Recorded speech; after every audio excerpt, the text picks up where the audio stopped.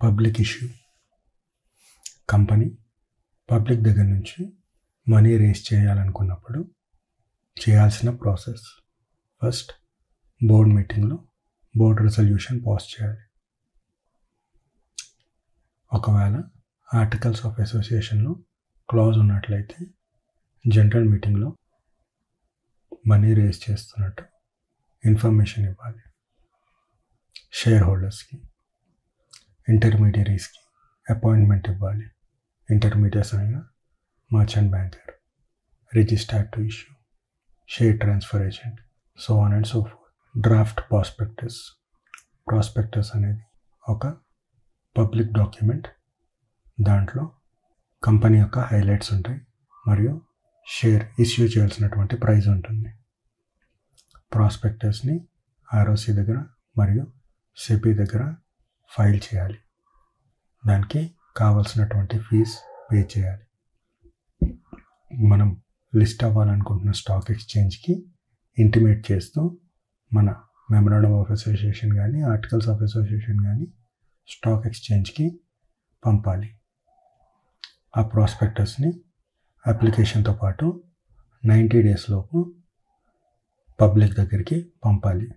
ఆ తర్వాత ఒక లోకల్ న్యూస్ పేపర్లో 10 daysకి ముందే, సబ్స్క్రిప్షన్ 10 daysకి ముందే అడ్వర్టైజ్మెంట్ వేయాలి. ఆ తర్వాత సబ్స్క్రిప్షన్ లిస్ట్ తీయాల్సి ఉంటుంది. ఎంతమంది అయితే సబ్స్క్రైబ్ చేశారో వాళ్ళ లిస్ట్ తీయాలి. సబ్స్క్రిప్షన్ ఎప్పుడు 3 working days వరకు ఓపెన్ అయి ఉండాలి. మ్యాక్సిమం 10 working days వరకు ఓపెన్ అయి ఉండొచ్చు. బుక్ బిల్డింగ్ ఇష్యూ అయినట్లయితే 7 working days మ్యాక్సిమం ఓపెన్ అయి ఉండాలి. అది 3 days ఎక్స్టెండ్ అవ్వచ్చు. సబ్స్క్రైబ్ చేసుకున్న వాళ్ళ డబ్బులన్నీ ఒక సపరేట్ బ్యాంక్ అకౌంట్లో ఉండాలి. కంపెనీ మినిమం సబ్స్క్రిప్షన్ అనగా మినిమం రిక్వైర్డ్ సబ్స్క్రైబర్స్ని పొంది ఉండాలి. ఒకవేళ అలా మినిమం సబ్స్క్రిప్షన్ పొందని పక్షాన 4 days లోపల అమౌంట్ మొత్తం రీపే చేయాలి. అలా చేయలేని పక్షాన పర్ యానం 15% ఇంట్రెస్ట్ తోటి ఆ అమౌంట్ని కట్టాల్సి ఉంటుంది. ప్రమోటర్ కాంట్రిబ్యూషన్ కావాల్సినంత ఇవ్వాలి. షేర్స్ అలాట్మెంట్ అనేది వితిన్ 30 days లోపల ఫైల్ చేయాలి ఆర్ఓసి దగ్గర. కంప్లైన్స్ రిపోర్ట్ 45 daysలో సిఏ కానీ ప్రాక్టీసింగ్ సిఎస్ కానీ చేపియాలి. షేర్ సర్టిఫికెట్స్ వితిన్ 2 months లోపల అలాట్ చేసేయాలి.